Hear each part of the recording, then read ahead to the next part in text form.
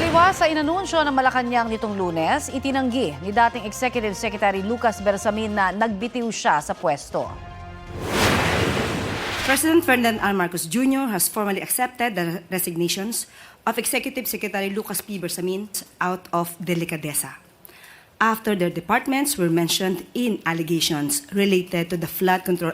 Wala akong resignation na pinahil. Opo. Kasi sinabi niya lumabas na basa mo na lang, I resign out of delicadeza. Masarap pakinggan, yung out of delicadeza. Pero hindi naman totoo yan. Hindi ako nag-resign.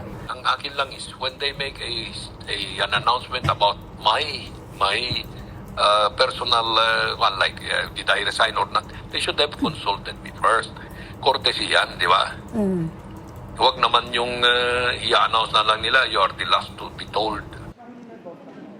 Ayon kay Bersamin, ang tanging liham na pinirmahan niya ay ipinasa lamang kamakalawa bilang paggalang sa kapangyarihan ng Pangulo na palitan siya.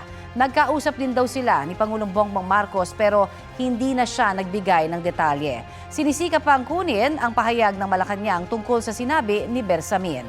Isa si Bersamin sa mga opisyal na idinawit ni dating Congressman Zaldico na may kinalaman umano sa 100 billion pesos na insertion sa 2025 budget.